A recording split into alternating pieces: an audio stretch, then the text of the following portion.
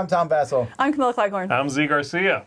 Marvel Zombies is the game we're talking about today. Now, to clarify a couple things here about Marvel Zombies, you guys have already reviewed this, right? Kind of, sort of. Yeah, not this. Another spin-off, sort of, kind A of. standalone spin-off that came first. So this game is going to have you playing as the zombie characters, or the quote-unquote heroes in this game, against humans, S.H.I.E.L.D. agents trying to contain you. We have already reviewed another game in this line called Marvel Zombies Heroes Resistance, which had you as human characters, the superheroes you know and love, fighting zombies. So this is the other side of that, a little bit of a flip on its head of the entire system, really. And you are a zombie in this game, so you're going around eating up people. But this is about the 6th version, in many ways, of a Zombicide game, or so. This is quite a few. There's a lot of similarities to this and Zombicide. But you know what? Yes. Just show us. I got it. So here we're going to be taking a look at a game already in progress, so I can explain a few things. First thing you're going to do is pick a scenario. In this case, we're looking at this mission right here, Zombie Mode Mission 1, called The Hunger. That explains how everything is set up, all right? And you'll see also in this game, there are, in many of the missions, not all of them, but many of them will have a spawn point, which is only active if you're playing with 5 or 6 zombie heroes. In this case, I do have 6 of them out here, so this spawn zone is active, but this is a way for you to scale down to playing with only 4 characters as the players, all right? So you've done that, and again, I've gone through a few turns already. I'm going to go ahead and just explain how the game works, using the back of the rule book here as a little breakdown of what's going on. The player phase, the enemy phase, and then some upkeep at the end of the round, all right? So, every character is going to, on their turn, they're going to take 3 actions normally, unless you've leveled up into this yellow area, in which you get 1 more action, so you're going to have 4. Both of these characters already are in there with their markers, so they're getting 4 actions. You are also unlocking abilities as you level this up, and the way you level that up is by, well, gaining experience points, generally by attacking the S.H.I.E.L.D. characters or the superheroes and taking them out. So that's what's going on the board here. The actions you can take are as follows. You can move, and we're going to start with Wasp over here at the top. By the way, Wasp is right here. And then the big fella, he's right here. They happen to both be in the center. Some of the other characters are in these different rooms over here. And I'm only showing you the dashboards for 2 of these characters just for the sake of space on the table. So the options you have available to you are, you can move. He can move 1, he can move 2 in here, that's fine. If you are with characters and you want to move, it's going to cost you an extra action to leave them. So if I'm here with these 2 and I want to leave that space, it's 1 action to move, and there's 2 people, so 2, 3 actions if I want to leave that, which might be your entire turn. Or there might be so many you simply can't move. You can open a door. When you open a door, that is going into one of these locations. You open that door, you're going to go in there, and if it's the first time that you go into it, you are going to spawn in that location.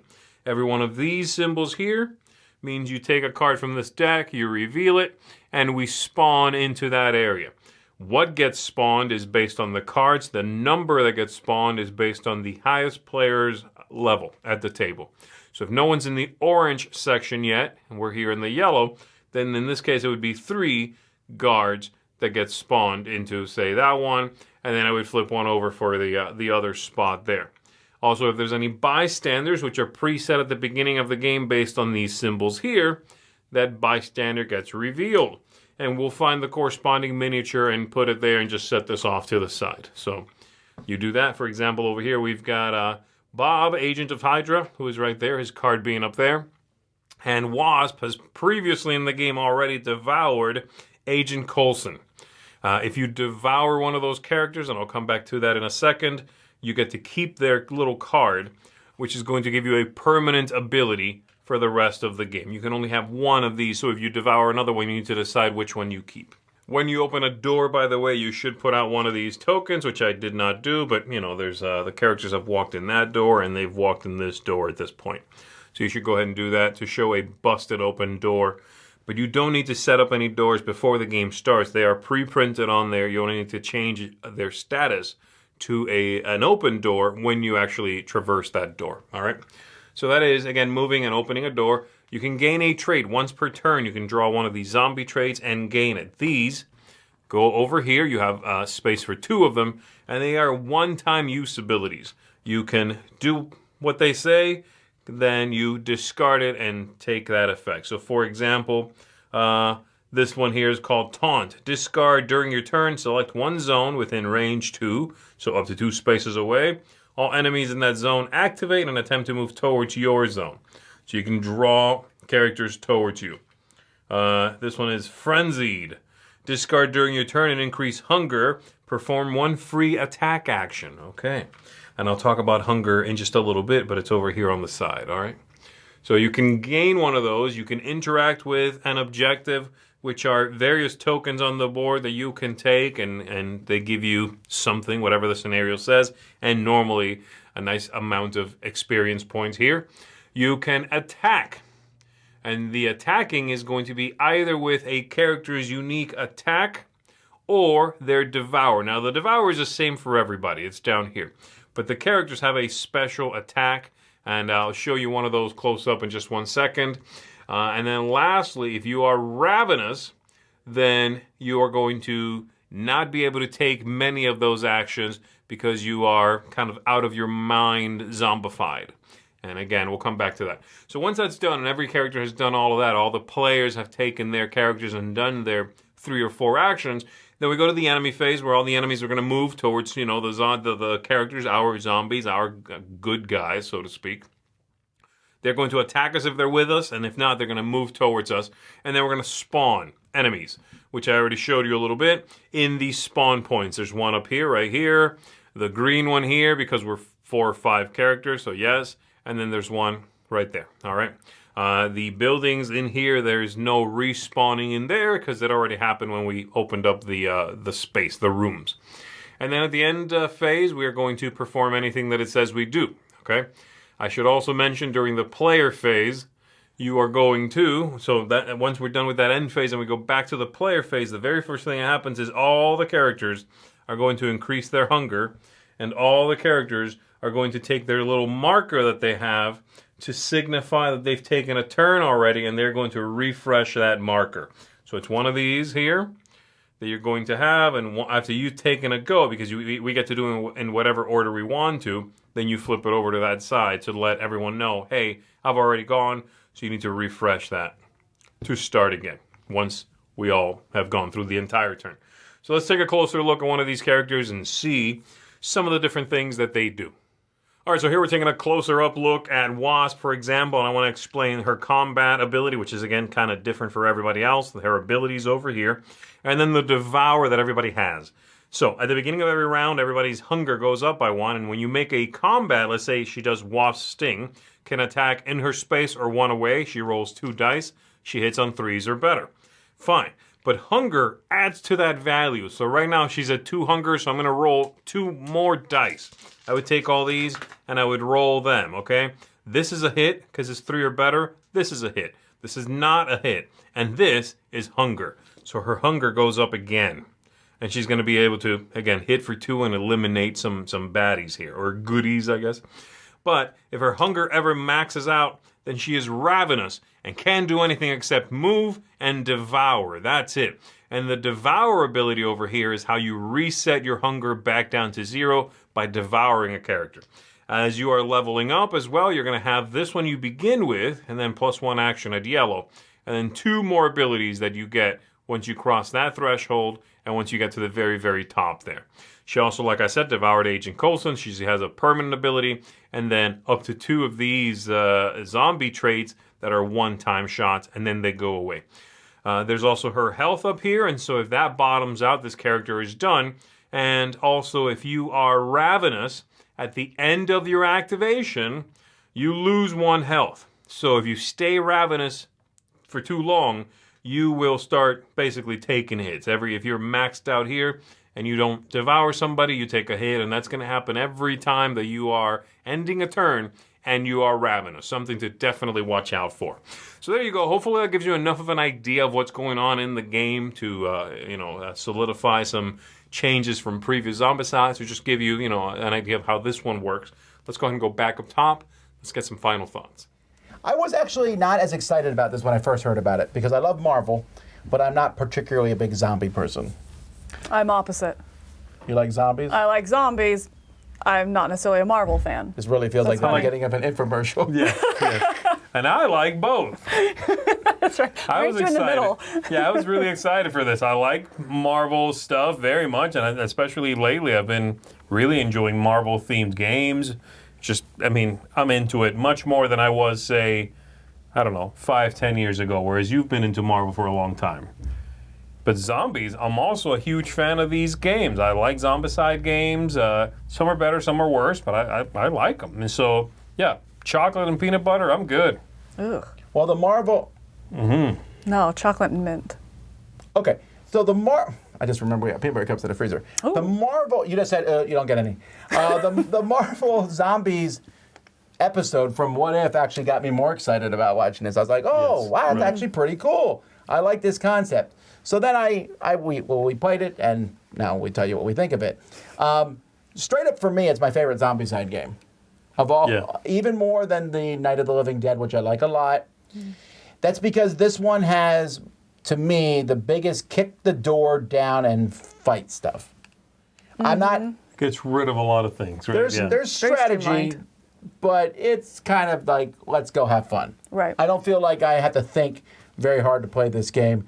I don't have to worry about noise tokens. I don't have to worry about this and that. I mean, there was things, obviously, opening a door releases a horde of humans. And I will say that as a slight oddity with the theme, even though I am the zombie and there is an eating mechanism and all that, it's still hard not to think of the humans and the good guys as bad guys and zombies themselves. Yeah. Especially since the humans act like zombies. They do a little bit. They Do they? clean up, though. The humans no longer have the whole line of sight thing. Remember, and I'll come back to why this game is also one of my favorites, because it cleans up a lot of the mechanisms. But it used to be in Zombicide games, there were rules as to how the zombies behaved when they were going to move. They're supposed to be dumb. They go towards the noisiest spot, whether there's people there or not.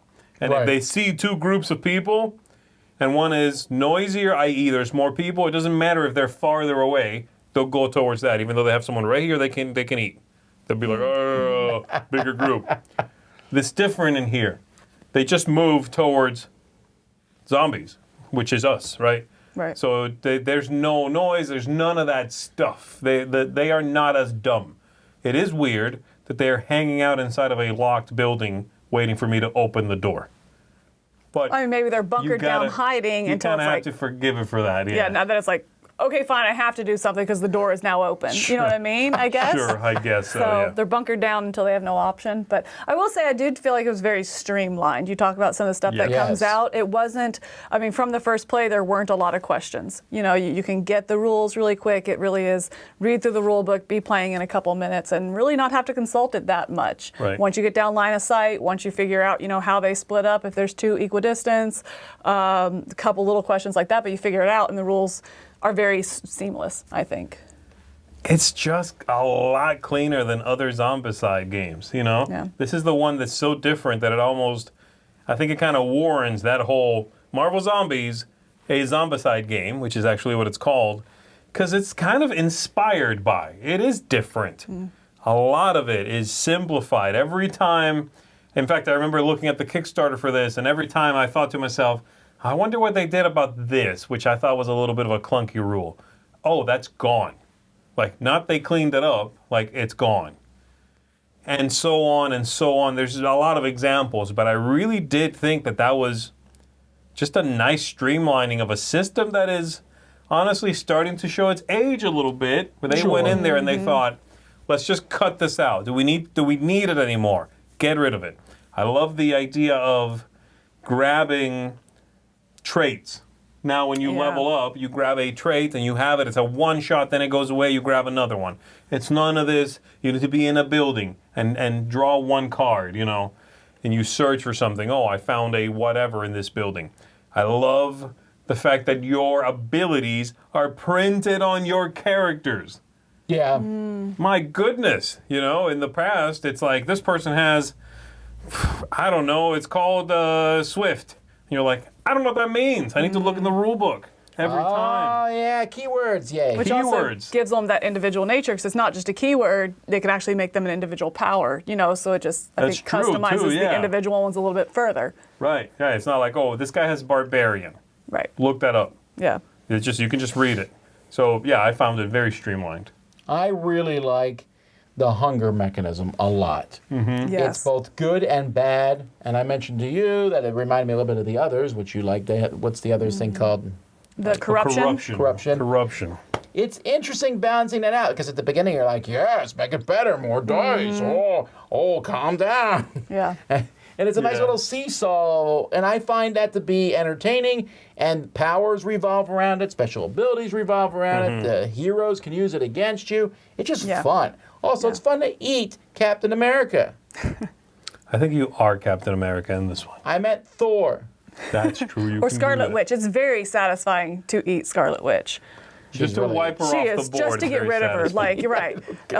Speaking of Scarlet Witch, we should probably talk about a couple of negatives if we have any, but I do have one, and I think you do as well, because we talked about this. This is the flip side of the tactical, do whatever you want because it's just fun, kick down the door and go. It's swingy a little bit, but also it's difficult. It's very difficult. This game is hard, to win. It's not hard to play, but it is hard to win. You draw, you spawn the first round out, boom, flip over a card, and hey, guess what? It's Scarlet Witch. That might be a pack it up and start again. Right. She is disgusting. I mean, she re-rolls your hits. Right. I have multiple plays of this and have yet to win or feel like, I was almost there one more time. At the end, that defeat feels like the inevitable defeat that you just put off for a couple rounds. I do find it's very swingy and punishing. It's not swingy and I had a chance and luck lost. It was like, if I win, it's luck, not if I lose, it's luck. Like the default is you're going to lose this game. You expect to lose, right. And if you won, you got lucky. You got lucky, not you played well. Yeah. That normally really bothers me. I don't know why it doesn't bother me. That was my exact question to Z when we were talking about it. I was like, I wonder how Tom's going to feel about it, because I think that this, you complained about co-ops being too hard. They are. This what? I think is it's because ridiculous. I have lots of mini victories in the game. Is it? Yeah, or do you forget it because it's Marvel? I lost. No, it's not that. I mean, because there's other hard games. I lost, but I also, the Marvel thing comes in. I lost, but I ate Thor. And I also beat the snot out of, Jonah Jameson, whatever it is. Yes. I enjoy that thematic part of it. Also, I mean, I can always, I don't know. Well, let me get to that, actually. So I'll start with my rating. My rating's an 8. Okay. Now, it's not as high as it could be, but that's because I'm rating this based on the box. This is very plug and play. And you mentioned Scarlet Witch. When I get the full pledge of this, Scarlet Witch will show up once in a great blue moon. Or you can remove her card if it really bothers you. And so, there's that. It is difficult. But let's be fair here. You can change that. You can mess with that. Right, and that's what I'm saying. Because it's plug and play, I can put in maybe heroes that aren't as difficult to fight against or what have you. And I'm excited about that. I'm excited to say, well, now there's 40 heroes, and I'll play with these 20, but whatever. It's going to be different every game. The bystanders are going to be different every game. And I'm content with this box. There's not a negative against this box. I just know from experience with Simon, the more plug and play, the more I get, the more I'm going to enjoy it, and the more I can mess with it. The more heroes I can be. Although I'm happy with the heroes here, I'm more interested in having more the zombie heroes. I'm happy with. I'm interested in more heroes to fight against. Actually. Okay. Yes. Right. And in fact, if I understand correctly, there's even some people who are both. Oh, they make two versions through of the each one. Kickstarter. Most of them are both. Yeah. And that's interesting because I was Zombie Hulk, but what about Good Hulk? That'd be an interesting. And I would even put them in the same deck because I don't care. That'd be a funny thing. Like, Doppelganger, who are you? I think you can do that. You can do what you want. Okay. There you All right. So that actually kind of hovers on a 7.5 also because of that. Because, the difficulty, I yell about this all the time. I'm tired of playing games that get killed in. But little victories also make me happy. so it's kind of a wash there. Also, I always feel like I might have won. I might have won, if that card hadn't been drawn. What about you? I feel a little hypocritical in my rating because I did rate the Heroes Resistant. I really, really liked that. I liked that plug and play. It's a little, you know what to get, quick to the table setup. I think maybe it was my expectation of this. I expected a little more beef to it, just beefiness in general, more variability, more characters, that kind of stuff. And I really didn't find, I think for me, the hook of this was that anti-hero. I like that a lot. I like playing the zombie characters. I think that, Marvel, I'm fine with. I'm not against Marvel. It just doesn't draw me in. And so I like this kind of, it gives me something a little more that I do kind of care about. But this one, I think I'm going to come in at a 7.5 on this, and 7 to 7.5 somewhere in there. I'm going to give it the benefit of the doubt at 7.5 though. It's one that I would happily play. I really like, but I do find it is very punishing. And if you win, it doesn't feel like a victory. It feels like a luck win. And I say if because I haven't. If I win one day, a luck win. But then I found I've yet to play a game where I don't waste actions. Maybe I'm just really bad at this game then, but sometimes it's like, okay, well, I guess I'll draw a trait. Wait, I can't because I have to. Well, I'll draw a trait and keep one of the, or two of the three, I guess. I just feel like the game is punishing, but also you're constantly, not constantly, but at different times of the game in positions where it's like, I guess I'll just do these two actions because if I use my third, I'm putting myself in a worse action. So I don't like that feeling. I don't like that feeling of there's nothing beneficial for me to do. And it has to have the 4 players. But yes, sometimes there's either too much for 4 people to do or not enough for 4 people to do. And so I just feel like that swing, it just kind of leads to some really unsatisfying turns. That's a good point that you're mentioning, the 4-player thing. You can play this with, many of the scenarios can be played at 4. I think I mentioned this in the overview. Or 5 or 6. And then there's like more spawn points for 5 or 6. On the map, which is better than having to play with 6 every game. 6 every time, which a lot of the older ones did. Yeah. I like it a lot, guys. I'm giving it a 9. Whoa! Jeez, I think it's great. I have an absolute blast with this. And in fact, I should have looked up what I gave the other one. I really don't remember now what I got the other one, but... You like this one better? Gosh, I like them about the same, but this one is a bigger box. It has all the miniatures. It feels like there is more content, and there is more content in this one. The other one is sort of a big box store edition of this game, with the standees. It's sort of a condensed, cheaper edition to appeal to a wider market, right? And that's great. It's a very good game. It uses a lot of the same ideas. But I just have an absolute blast with this game. I can't wait for the rest of it. Like you said, I think there's going to be tremendous variability there when the rest of the stuff shows up.